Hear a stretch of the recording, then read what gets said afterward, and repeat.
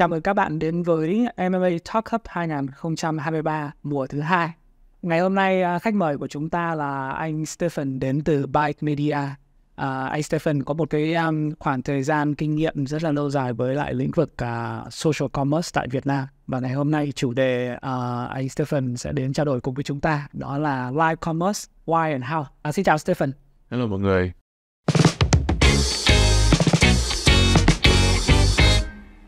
Đầu tiên chắc là xin nhờ Stephen chia sẻ một chút về cái hành trình công việc của mình và công ty của mình. Mình có khoảng hơn 10 năm kinh nghiệm trong digital marketing và cũng rất là vui khi mà mình còn tồn tại được với ngành sau rất là nhiều các khó khăn, đặc biệt là trong 2023 này. Thì hiện tại mình là CGO của Byte Media, là Mega Indies Agency của TikTok, cũng là TikTok Shop Partner Top 5.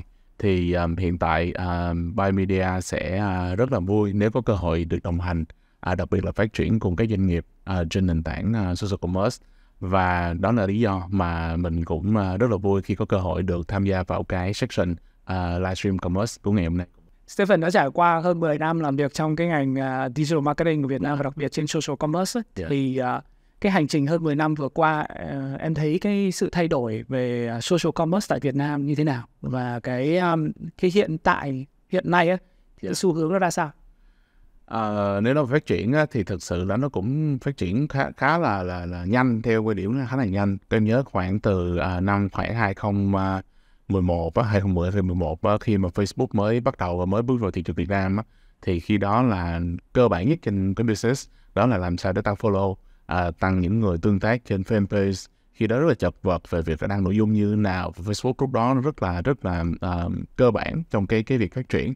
Tuy nhiên thì theo thời gian có một cái cơ chế rất là nó vui thôi, có nghĩa là Facebook ở nước ngoài thì được sử dụng để branding, để giới thiệu, để thông tin chia sẻ personal. Còn Facebook ở Việt Nam thì để bán hàng. Thì tuy nhiên có vẻ như Việt Nam đi trước thế giới, có nghĩa là rõ ràng bây giờ Facebook đã chấp nhận một cái sự thật là việc bán hàng trên mạng xã hội, ở đây là social commerce, là một cái cơ chế bắt buộc phải diễn ra. Đó là lý do tại sao Việt Nam đã bán hàng rất là lâu trước đây, từ livestream, từ chat, từ đăng bài, rồi giống như tất cả mọi người dùng cái kênh cá nhân của họ cũng để bán hàng. Bán thì có rất nhiều thứ để bán, ví dụ như bán những thứ mà họ tạo ra, có những thứ họ nhập vô, hoặc cơ bản nhất là bán những thứ họ không còn dùng nữa, họ muốn bán lại. Đấy, thì cái cơ chế đó khiến cho đó là cái nền tảng của social commerce. Sau đó thì sự xuất hiện của các cái nền tảng về thương mại điện tử xuất hiện, ví dụ như là Shopee, Lazada, Tiki, khiến cho việc phát triển của social commerce nó được một cách phong phú hơn, nhanh hơn, cái thay đổi cái thói quen của người dùng. Em nhớ khoảng năm 2014, 2015 thì em cứ đứng trong một cái lớp chia sẻ, thì em cứ nói với họ đó là mai mốt sau này thì việc mà mua hàng thì hôm nay chúng ta thấy là phần lớn mọi người mua những cái sản phẩm online, những cái trên mạng xã hội là những cái gì đó cơ bản, ví dụ như quần áo hay là những cái nhà nhỏ. Nhưng sau này họ sẽ mua những cái thứ mà mang tính giá trị cao và cái cơ chế nó cồng kềnh. Mặc dù trước đây họ phải thử rồi họ mới mua, bây giờ là có khi họ mua luôn không cần thử. Ví dụ như những cái tivi, những cái tủ lạnh, những cái máy lạnh, thì anh thấy là bây giờ cơ chế là họ sẽ không cần phải nghiên cứu mà phải chạm vô cái sản phẩm đó rồi mới mua, mà cái cơ chế bây giờ nó quá thuận lợi với việc logistics phát triển. Thì anh thấy ví dụ như là những cái bên như Điện Máy Xanh đi, thì họ sẽ có cơ chế nào cho phép người ta mua không hài lòng đổi lại trong vòng 7 ngày, rồi họ có thể đổi một cái mới hoặc là một cái dòng series khác. Thì tất cả những cái cơ chế đó khiến cho việc phát triển rất là nhiều của social commerce theo thời gian khoảng hơn 10 năm trở lại đây, khiến cho bây giờ thì nó trở thành một cái quan điểm mà gần như mọi người phải thừa nhận rằng là social commerce trở thành một cái xu hướng mới trong nhiều năm trở lại đây. Thay vì hồi xưa thì chúng ta sẽ có là TV commerce, vì nó giống như một cái nền tảng thôi. Còn bây giờ thì thế nào? Bây giờ thì với sự xuất hiện của một cái bạn mới trên thị trường, cụ thể ở đây chúng ta muốn nói tới là TikTok Shop. Thì với việc xuất hiện của TikTok Shop thì mọi người sẽ thấy là cái cơ chế livestream bán hàng nó được TikTok promote rất là mạnh, và càng ngày càng nhiều người tham gia vào cái cơ chế đó. Thực ra nó không mới, thực ra nó đã xuất hiện ở Trung Quốc rất là lâu rồi, và mọi người dùng cái cơ chế livestream để bán hàng rất là mạnh rồi. Tuy nhiên ở Việt Nam thì nó phát triển mạnh nhất trong khoảng 2 năm trở lại đây. Và có một cái thông tin cũng muốn chia sẻ với mọi người, đó là Facebook đã chuẩn bị cho phép người ta livestream gắn trực tiếp giỏ hàng. Và đương nhiên khi mà chấm giỏ hàng đó, người ta có bấm vô, người ta có thể truy cập trên website, người ta mua trực tiếp sản phẩm đó, hoặc là người ta có thể liên kết vô Shopee, Lazada để mua sản phẩm đó. Thì cái cơ chế khiến cho việc là toàn bộ cái quy trình về việc từ khi có ý tưởng, từ việc là nghiên cứu sản phẩm cho tới việc mua hàng nó là một quy trình thống nhất trong một cái section, thay vì hiện tại mọi người sẽ phải chốt đơn qua Zalo, chốt đơn qua comment các kiểu. Thì cái việc đó nó sẽ khiến cho cái tỷ lệ drop của cái sản phẩm của người ta mua hàng sẽ cao.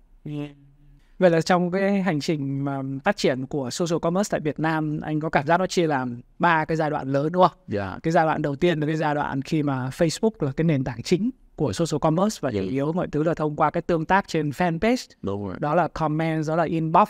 Yeah, đúng. Đôi khi cũng có livestream. Rồi cái giai đoạn thứ hai, cái giai đoạn khi mà các kênh e-commerce lớn xuất hiện và họ cũng adopt với social commerce. Đúng không? Họ invest rất là nhiều trên social commerce luôn. Và cái giai đoạn thứ ba là cái giai đoạn mà của TikTok hiện giờ đang tạo ra một cái xu thế về livestream mạnh mẽ mà nó ảnh hưởng đến cả những cái player khác trong market, đúng không? Đúng, chính xác. Nó đã thay đổi quá nhiều thứ với việc cơ chế giờ cái giai đoạn hiện tại. Đó là social commerce với việc một cái bước lên livestream commerce là một cái điều mà hiện tại nó thực sự là thay đổi rất là nhiều về cái cơ chế và cách thức mua hàng của những người thằng luôn. Thì đối với người tiêu dùng thì bây giờ cái thói quen mua hàng online nó sẽ thay đổi như thế nào xuyên qua tất cả ba cái giai đoạn đấy của mình? Đối với người tiêu dùng hiện tại hồi xưa thì họ sẽ cần phải thử sản phẩm, nghiên cứu sản phẩm rồi mới mua. Còn hiện tại thì do cái cơ chế đổi trả nó quá dễ và giao hàng nó hiện tại nó quá dễ, đặc biệt là sau Covid thì khiến cho người ta mua hàng cũng đã rất khác nhiều. Bây giờ người ta mua hàng thì người ta sẽ lên, người ta sẽ nghiên cứu sản phẩm thông qua cái shop, cái sàn, ví dụ vậy, bên em gọi là sàn. Thì khi trong cái sàn đó người ta tìm hiểu thông tin sản phẩm, nhưng rồi sẽ có những lúc nào đó họ sẽ không thỏa mãn được với những cái thông tin là chữ, là hình, mà đôi khi có những người nói thiệt ra họ cũng lười không muốn đọc. Thì cơ chế khi đó họ sẽ có một cái cơ hội tuyệt vời, đó là họ bấm vô cái phiên livestream đang diễn ra của một cái bạn chăm sóc khách hàng mà đang livestream bán hàng của cái nhãn hàng đó. Đấy, thì cơ chế khi đó nó sẽ có cái gì lớp là người ta trực tiếp tương tác với các bạn đó, trực tiếp hỏi những câu hỏi. Ví dụ như là em nói về mua một cái áo đi, thì khi mua một cái áo thì không biết size bao nhiêu, không biết màu nào là phù hợp, hoặc là không biết, nói thẳng ra ví dụ như không biết về phong thủy, không biết mạng mệnh của mình thì mặc áo màu gì đó hợp, ví dụ vậy. Thì khi đó họ có thể trực tiếp hỏi và tương tác với cái bạn đang livestream, và khi ấy họ sẽ có cái tư vấn trực tiếp. Và như vậy nó giống như một hoạt động chăm sóc khách hàng online. Thay vì trước đây thì anh sẽ phải mở rất là nhiều chuỗi cửa hàng, mỗi quận, mỗi tỉnh thành anh sẽ mở cửa hàng nếu mà anh muốn đi đánh thị trường. Vậy vì sao? Tại vì người ta có quen, người ta sẽ tới trực tiếp cửa hàng và người ta sẽ hỏi cái bạn nhân viên tại cái địa điểm đó để quyết định có mua cái sản phẩm đó hay không. Hiện tại họ có thể lo online, họ có thể hỏi, họ có thể tương tác, họ có thể tìm hiểu, họ có thể, nói chung họ có thể hỏi bất cứ cái câu nào, miễn họ có nhu cầu mua hàng và họ có nhu cầu tìm hiểu thông tin về sản phẩm thì họ có thể hỏi cái nhân viên số khách hàng tại thời điểm đó. Và như vậy nó sẽ giúp cho cái quá trình mua hàng của họ không bị giới hạn bởi vị trí địa lý. Đó là điều cực kỳ quan trọng trong cái cơ chế của livestream commerce. Anh nhớ là cái sự xuất hiện của e-commerce nói chung á, mua hàng online nó bắt đầu từ một cái nhu cầu về tính tiện lợi, tức là chính là cái tính availability á, nó sẵn sàng, sản phẩm nó luôn sẵn sàng bất cứ khi nào mình cần. Đúng. Tức là mình chỉ cần lên trên mạng và tìm kiếm, hay là lên một cái website, lên một cái fanpage, mình tìm là sản phẩm sẽ có. Đúng. Mình có thể order ngay bất cứ cái thời điểm nào. Mà có một cái xu hướng như em có chia sẻ đấy là khi mà tất cả mọi thứ đã available như thế rồi á, thì cái cách mua hàng người ta lại càng ngày càng lười hơn ở chỗ là họ không muốn phải tìm kiếm nhiều, không muốn phải cân nhắc nhiều nữa, mà họ quay ngược trở lại với lại một cái mong muốn, đó là luôn luôn có người ở đó để tôi có thể hỏi, tôi có thể trò chuyện cùng. Đúng rồi. Và cái đó như ở Pencil của anh ấy nói là nó đang quay trở lại một cái nguyên lý cơ bản của chuyện đi chợ của ngày xưa. Tức là bước vào trong một cái chợ thì cái niềm vui của chuyện mua sắm của chúng ta đó là nó tiện lợi ở cái chỗ là mình có thể có rất là nhiều các sạp hàng để lựa chọn, nhưng mà còn có một cái niềm vui nữa, đấy là khi mà đến đó thì một người bán hàng đang ở sẵn ở đó để mình có thể nghe tám chuyện, có thể trò chuyện, thậm chí mình có thể mặc cả nữa. Ngày xưa cái chợ truyền thống của chúng ta nó như thế nào thì có vẻ như bây giờ trên live commerce ấy, thì là cái niềm vui đó nó quay trở lại. Đúng không? Đúng. Em nghĩ thế nào về điều đấy? Bây giờ mình còn có thể tips họ được nữa cơ. Với là ví dụ anh mua hàng thì đúng không? Anh mua hàng với một cái bên anh cảm thấy vui. Thì khi đó nếu mình đó là quà trực tiếp, anh có thể tiếp họ. Ví dụ anh uống một ly cà phê thấy ngon hay là như nào, có thể tiếp ngược cái người bán hàng. Hiện tại trên social live commerce anh cũng tiếp được luôn. Anh cũng tiếp được luôn. Hiện tại nó giống như là tặng hoa nè, hiểu không? Ví dụ như là tặng bánh nè, trên những cái icon đó. Như vậy đó là một cơ chế tiếp và nó hoàn thiện được cái cơ chế là ok, anh có thể appreciate những gì mà họ tư vấn cho anh, ví dụ vậy đấy. Thì khi đó nó cũng hoàn thiện được cái chuỗi. Thì trước đây á, thì Supermart again thì nó vẫn thiếu một cái cơ chế cuối cùng, đó là ví dụ như để mà người quyết định mua hàng thì sẽ có gì, ví dụ giá thành nè, khuyến mãi nè, tiện lợi vị trí địa lý nè, rồi uy tín nè, ví dụ như đổi trả hoặc là cái thương hiệu đó nó có thể bảo đảm về cái độ bền, cái kiểu hành chăm sóc khách hàng đấy. Và thật ra lúc đó nó vẫn thiếu một cái cơ chế, đó là nhân viên trực tiếp tư vấn đấy. Và bây giờ với Live Commerce thì nó đã giải quyết được luôn về 5 cái yếu tố đó trong cùng một khoảng thời gian đó. Và như vậy nó khiến cho cái hoàn thiện và kiện toàn cái quy trình mua hàng và cái cơ chế từ online xuống offline và từ offline lên online lại của một cái commerce, một cái giao dịch. Thực ra chuyện mua bán ở trên mạng hay là mua bán trực tiếp, cuối cùng nó vẫn là cái quan hệ giữa người mua và người bán, đúng không? Và chúng ta thấy rằng là đôi khi là các doanh nghiệp hay các brand họ tìm kiếm những cái xu hướng về mặt công nghệ để làm thế nào để tạo ra những kênh bán mới. Nhưng mà một cái suy nghĩ rất là đơn giản, tại sao họ lại cần phải invest vào cái đó? Nó không phải chỉ là một cái xu hướng công nghệ, đúng không? Mà rõ ràng nó là một cái xu hướng của sự dịch chuyển trong cái hành vi của người khách hàng. Làm thế nào càng ngày nó càng tiện hơn và nó mang lại một cái cảm giác vui vẻ hơn khi mà người ta mua cái sản phẩm, đúng không?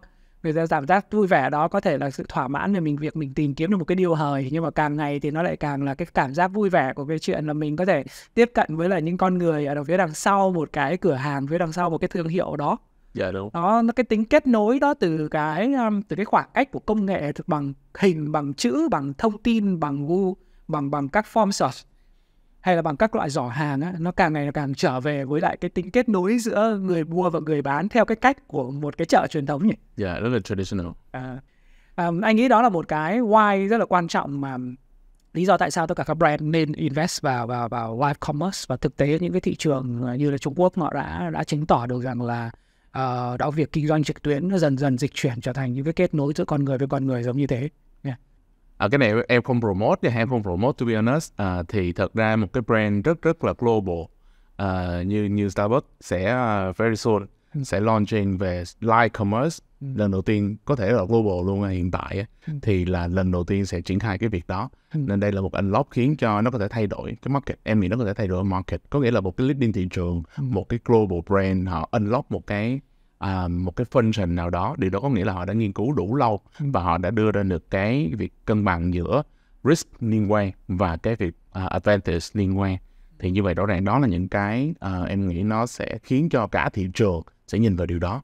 Và ví dụ như Unilever, P&G đã liên tục thực hiện cái việc đó rồi. Thì đó có nghĩa là nếu trong trường hợp mà doanh nghiệp của bạn không triển khai thì thật sự đó vẫn là những cái mà maybe nó có thể chưa có work tại thời điểm hiện tại. Nhưng nếu bạn không triển khai thì em nghĩ very soon thì chúng ta sẽ bị out of that. Hay quá. Nếu vậy thì cái đấy rất là hay để mình move đến cái phần tiếp theo của cái chia sẻ của mình, đó là how. Tức là một cái brand, cho dù là brand ở cỡ vừa hay là cỡ lớn, nếu mà khi họ muốn bắt đầu, và chắc chắn họ phải luôn chắc chắn họ phải bắt đầu rồi, bắt đầu với live commerce thì họ sẽ phải chuẩn bị những cái gì, và họ sẽ phải duy trì những gì, những cái nguồn lực nào? Nó sẽ có hai nhóm doanh nghiệp. Nhóm thứ nhất là đã sẵn sàng cho thương mại điện tử, và nhóm thứ hai thì nó còn painful hơn chút xíu, đó là chưa sẵn sàng cho thương mại điện tử. Thì chúng ta sẽ nói một cái cơ chế của nhóm mà đã sẵn sàng về thương mại điện tử thì nó sẽ gần hơn và nhanh triển khai hơn. Thì khi đó chúng ta có thể phát triển những cái kênh. Hồi xưa thì cứ một cái doanh nghiệp nào họ muốn lên online thì mặc định họ phải có một cái fanpage và họ phải promote trên cái fanpage đó, phải có content, phải có daily content, always on content. Tuy nhiên hiện tại thì đó là chưa đủ. Và như vậy cơ chế của doanh nghiệp hiện tại em khuyến khích cái doanh nghiệp họ nên mở những cái kênh business channel, và em gọi nó là creator channel cho cùng một cái doanh nghiệp. Cùng một thời điểm chúng ta nên mở hai kênh. Ví dụ như trên Facebook chúng ta cũng có thể mở hai kênh, và trên TikTok chúng ta cũng có thể mở hai kênh. Tại sao lại như vậy? Tại vì nó cũng có một số cái giới hạn nhất định khi chúng ta ví dụ như gọt hai kênh thành một. Chúng ta nói một chút về business channel.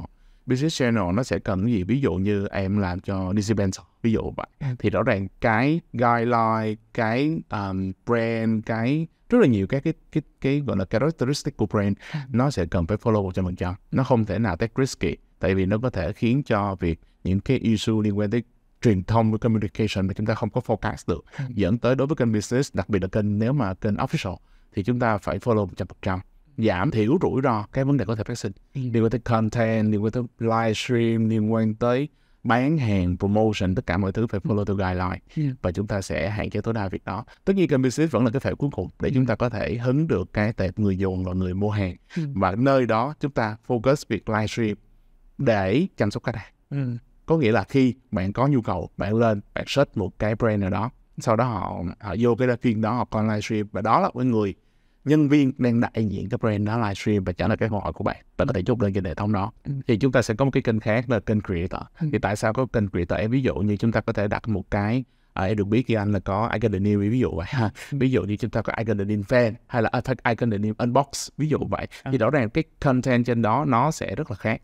Khác ở đây có nghĩa là gì? Chúng ta có thể cái cơ chế là dùng một hoặc là hai bạn có ngoại hình rất là đẹp và rất là thích cái brand của bên mình, hoặc là mặc đồ rất là đẹp khi mặc những cái trang phục của bên mình, thì khi đó họ có thể làm bất cứ cái gì mà họ muốn. Dùng từ bất cứ cái gì thì nó hơi ghê quá, nhưng mà gần như là nó sẽ không bị giới hạn. Không bị giới hạn ở đây có nghĩa là không bị giới hạn về các cái content nó phải follow cái guideline kỹ quá. Không bị giới hạn ở đây có nghĩa là những cái nội dung của họ nó đi quá xa so với cái brand. Tại vì đôi khi nó là daily vlog, họ post cái content không có liên quan gì tới brand hết. Và again nó sẽ không bị giới hạn về một ít thôi về license.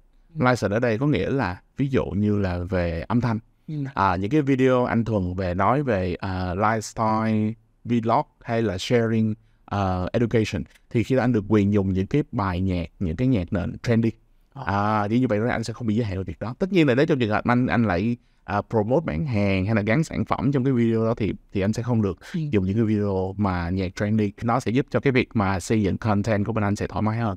Và thứ hai, nó sẽ tiếp cận được nhiều người hơn. Thực ra cái cơ chế em không thể đảm bảo được 100%, nhưng theo cái thống kê thì kênh creator có khả năng lên xu hướng dễ hơn so với kênh business, thực sự là như vậy. Thì khiến cho việc là cái kênh creator nó sẽ đóng một cái vai trò khác so với kênh business. Nó sẽ more hơn về một cái kênh nơi đó anh tiếp cận khách hàng, anh tìm thêm, anh mở phễu, anh mở tệp khách hàng. Thì cái đó nó sẽ song hành giữa hai hoạt động chính của một business. Chắc chắn business phải có hai hoạt động chính. Một hoạt động thứ nhất là hoạt động chăm sóc khách hàng, làm sao cho khách hàng không có chảy ra một cái biển lớn khác. Và again thứ hai là anh sẽ bồi thêm cho cái biển của anh nó càng ngàn mự hơn. Thì khi đó kênh creator sẽ làm cái nhiệm vụ đó. Thì cái cơ chế best practice của một doanh nghiệp hiện tại, họ xây một cái cơ chế về livestream commerce, social commerce, thì em recommend người ta nên làm như vậy. Bởi vì ngày xưa thì tất cả chúng ta luôn luôn có cái quan điểm chung đấy là nó phải centralize, tức là nó phải under control của brand. Làm thế nào để một fanpage thôi, một kênh TikTok thôi, và trên nó phải có một cái guideline, nó follow cái brand. Trong đó thì UGC, User Generated Content, tức là những content kiểu creator tạo ra, nó cũng là một nhánh ở phía trong đó. Nó phải follow một cái strategy chung. Và cũng vì cái giới hạn của cái content plan, content calendar của hàng tháng, mà cái số lượng content về UGC nó khá là ít. Bây giờ nếu mà theo cái cách mà ta có thể chia lên hai nhánh channel như vậy thì cũng sẽ rất là hay để mình có thể explore nhiều các content hơn, và có lẽ là nó cũng sẽ giúp cho cái chuyện tương tác người với người mà mình vừa mới nói đó, nó sẽ có được nhiều cái khoảng không gian hơn.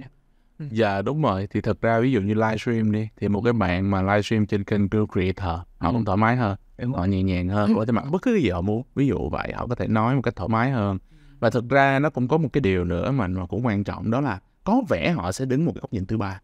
Thay vì ở đây là ví dụ anh promote trên cái kênh I Got The News official của anh, thì anh không thể nào mà nói hàng của anh dở được, ví dụ vậy. Nhưng nếu trong trường hợp một cái bạn creator thì có khi cái cách họ chê một cái việc gì đó nó sẽ khéo léo, tuy nhiên họ được quyền làm điều đó. Và như vậy rõ ràng đối với người họ xem, họ follow cái kênh livestream đó, họ sẽ nghĩ bạn này đứng trên một góc nhìn thứ ba, và nó mang tính tách bạch hơn so với lại hai cái kia. Đấy là thực ra cái cơ chế của kênh creator. Thực ra hiện tại đó là một cái xu hướng mà em nghĩ các business nên nghiêm túc phát triển cái việc đó. Tất nhiên sẽ phát sinh một chút xíu về ngân sách, tại vì rõ ràng là content thay vì xem một kênh thì xem hai kênh.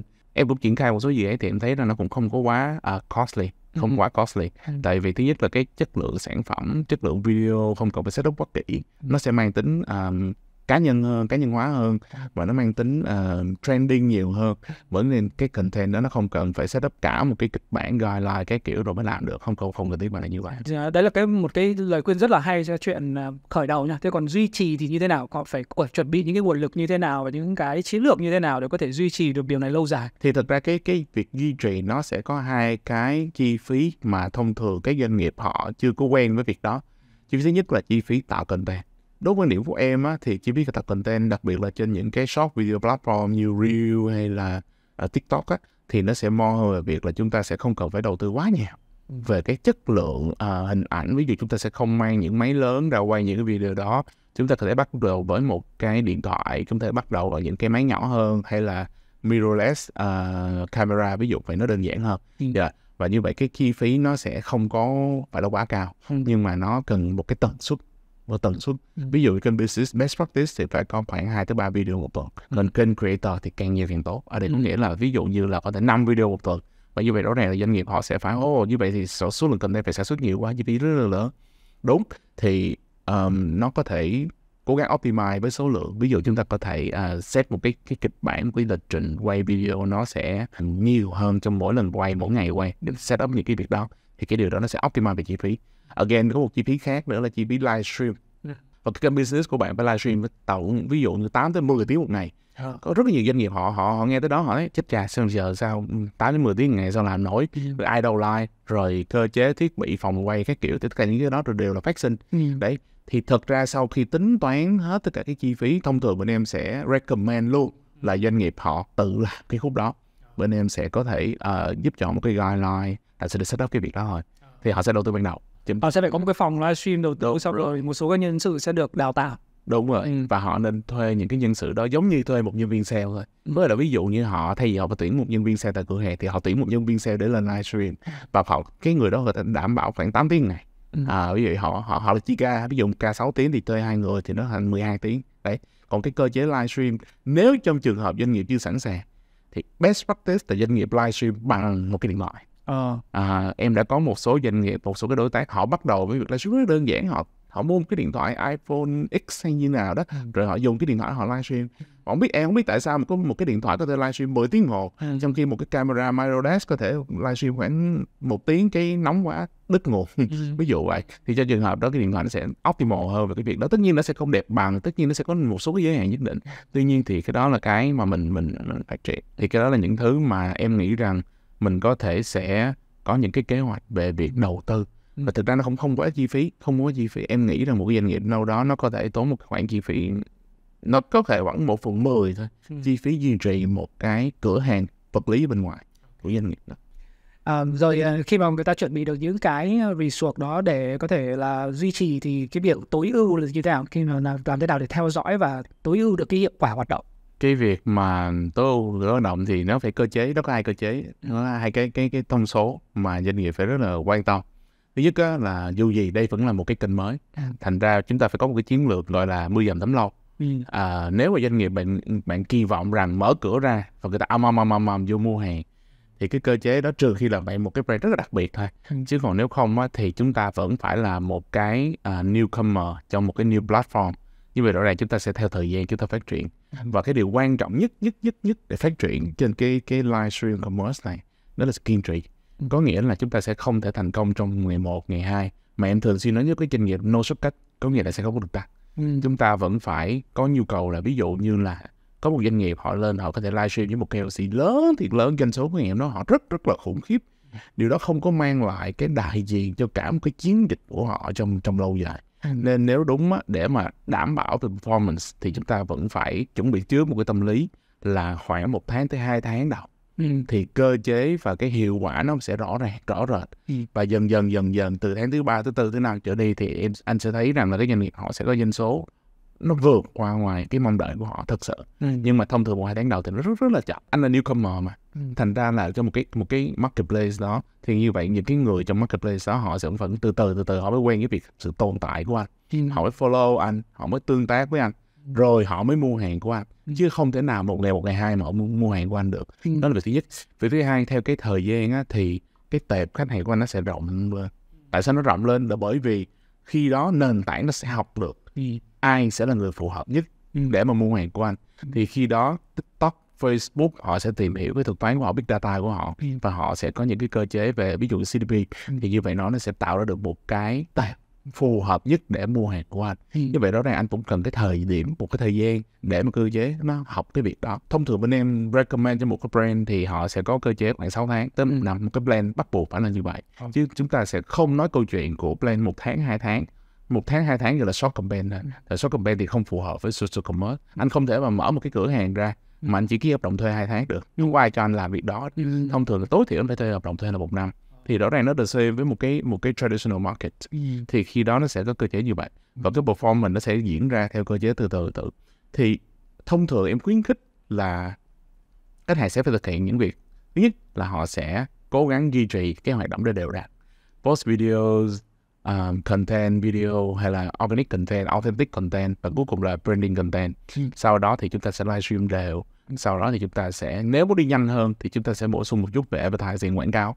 Quảng cáo ví dụ chúng ta có thể nhắm chọn đối tượng, chúng ta có những cái cơ chế để phân bố quảng cáo làm sao cho đúng người hơn và nhanh hơn. Với là thay vì chúng ta sẽ tốn một thời gian 2 tháng, 3 tháng, 4 tháng thì có thể ngắn hơn thôi. Nó chỉ ngắn hơn. Em không kỳ vọng nó sẽ nhanh hơn 50% đâu.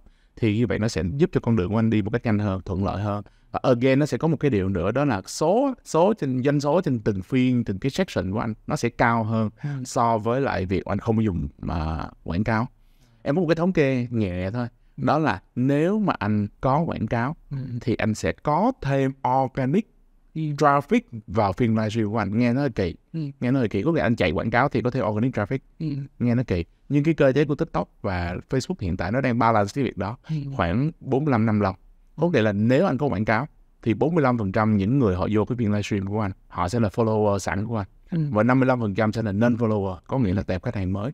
Như vậy rõ ràng là nếu 45% thì anh cảm giác bình thường nếu anh không chạy thì nó là 100%, tại sao bây giờ nó chạy thì còn 45%? Nhưng 45% của 200 người khác với 100% của 100 người. Chuyện đấy thực ra rất là hợp lý thôi. Vì thực ra nếu mà mình đẹp trai mà mình cứ ở trong nhà thì ai biết mình đẹp trai đâu. Chắc chắn là phải trả tiền quảng cáo để đi ra có một số lượng người nào đó biết thì lúc đó mới tạo ra organic, đúng không? Và cuối cùng performance của anh sẽ tốt hơn từ từ. Thì đó là cái cơ chế. Thứ nhất là mình sẽ tìm con đường phù hợp để đi. Thứ hai là chúng ta phải kiên nhẫn, kiên trì cho cái việc đó. Optimize thì xuất, và cuối cùng nó sẽ có cơ chế bán hàng. Em rất tự tin là nó không thể thua được một cái cửa hàng thông thường. Một cái phiên livestream thông thường của một cái brand nếu họ có khoảng 50.000 người follow trở lên thì phiên livestream thông thường của họ có khoảng 5.000 gọi là viewer, potential viewer và marketing audience. Thì nó giống như anh có một cửa hàng và mỗi ngày anh đón được 5.000 người vô cái cửa hàng của anh, thì có thể cái cơ chế họ bước vô một cái cửa hàng nó sẽ khó đi ra hơn so với việc là họ vô một cái phiên livestream và họ tag ở phiên livestream. Nhưng số lượng nó rất là khác nhau. Có thể anh mở một cửa hàng 1 ngày anh chỉ đón được khoảng 100-200 khách, nhưng một cái livestream có thể đón được 5.000 người vào. Số lượng có thể gấp nhiều lần, nhưng cái thời gian ở lại có thể nó sẽ ngắn đi. Đấy, nên đó là cái cơ chế so sánh giữa livestream commerce và the traditional market. Ok, cảm ơn Stephen. Ngày hôm nay thực ra đó chủ đề của chúng ta là live commerce why and how, mà anh đã học được khá nhiều về why and how trên live commerce, và là một cái động lực rất là hay cho những cái brand, những cái công ty đang follow trên cái talk của chúng ta có thêm được cái động lực để tham gia vào cái thị trường của live commerce. Đúng. Thông thường thì anh sẽ luôn luôn đặt một cái câu hỏi, đó là nếu mà cho một cái lời khuyên dành cho những người đang quan tâm đến cái chủ đề của chúng ta, trong trường hợp này là live commerce, thì nhờ em tóm tắt một số những cái lời khuyên chính thôi dành cho các brand. Là thứ nhất là doanh nghiệp chúng ta nên bắt đầu thì sớm thì tốt. Chi phí có thể sẽ phát sinh, nhưng cái cách optimize chúng ta sẽ quan trọng hơn. Nếu trường hợp chưa thuê bên ngoài được thì dùng cái nhà đá vườn. Đã xây một cái kênh thì hãy xây một cái kênh để chăm sóc khách hàng, là business channel, và xây một cái kênh để tiếp cận khách hàng mới, nên là creator channel.